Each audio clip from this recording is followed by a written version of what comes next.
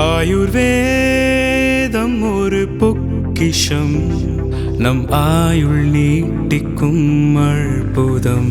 Doctor Srivarma's. Meriba பன்னீர் soda. I trust Meriba. Periyar Maniammai Institute of Science and Technology, Tanjavur. Aerospace Engineering with specialization in unmanned aerial vehicle. மாண்புமிகு பேரவைத் தலைவர் அவர்களே, பரந்தூர் விமான நிலையமா இல்லை விவசாயிகள் கண்ணீரானா? எங்கள் தலைவர் விவசாயிகள் கண்ணீர் பக்கம் தான் நிற்பார். இதை உறுதியாக சொல்றோம்.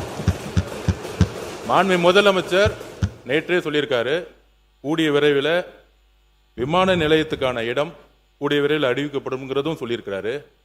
ஆனால் எங்களுடைய தலைவருடைய முதல் பிரச்சாரம் காலடிப்பட்டது விவசாயிகளுடைய கண்ணீருக்காக.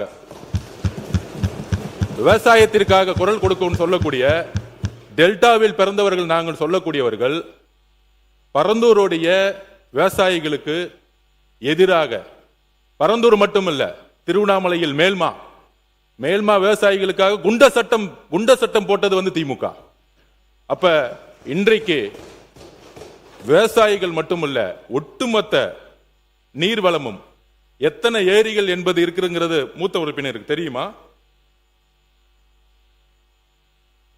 கிட்டத்தட்ட 200க்கும் மேற்பட்ட தமிழகத்தில் மிக அதிக ஏரிகள், 381 நிறைந்த மாவட்டம், ஏரிகள் நிறைந்த மாவட்டம். அப்ப 381 ஏரிகளை பத்தி அவங்க பேசினதில்லை, மக்களுடைய குரலுக்கு பேசினதில்லை.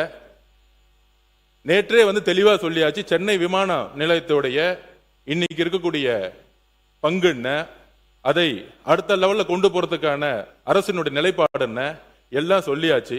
ஆனால் நேற்றிலிருந்து திமுக இந்த விமான நிலையம் இல்லைன்னா தமிழகத்தோட முதலீடே போயிடும், இண்டஸ்ட்ரி டிபார்ட்மெண்ட்டே இருக்காது.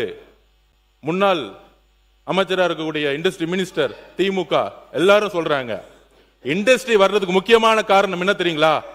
Single window system. ஊழல் இல்லாத ஒரு அமைச்சர், ஒரு முதலமைச்சர், ஒரு அரசாங்கம், எந்த நிறுவனம் இருந்தாலும் முதலமைச்சர் இன்னைக்கு நேரடியாக சந்தித்து எந்த இன்வெஸ்ட்மெண்ட் இருந்தாலும் வாங்க, நானே எல்லா துறையிலையும் எந்த விதமான ஹடில்ஸும் இல்லாம சிங்கிள் விண்டோ சிஸ்டத்துல 45 நாள்ல எல்லா பர்மிஷனும் வாங்கி கொடுக்கறோம்னு சொல்லக்கூடியவர் சிஎம். அப்படிதான் ஒவ்வொரு துறையில நடந்துட்டு இருக்காரு. அதனால நேத்து கூட நடந்துச்சு.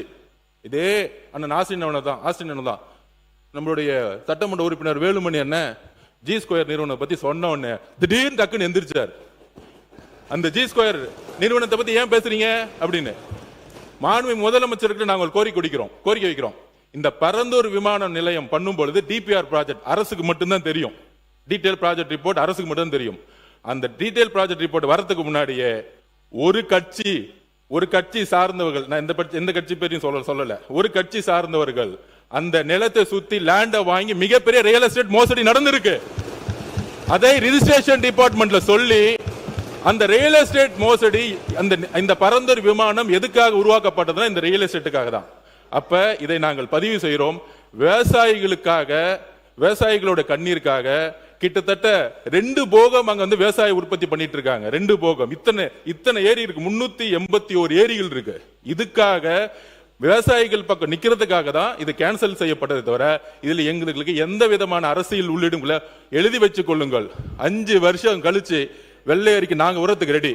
உங்களோட 10 மடங்கு இங்க பொருளாதாரம் வந்திருக்கும். ஏனால் ஊழல் இல்லாத ஒரு ஆட்சி எங்களோட முதலமைச்சர் கொடுப்பாரு.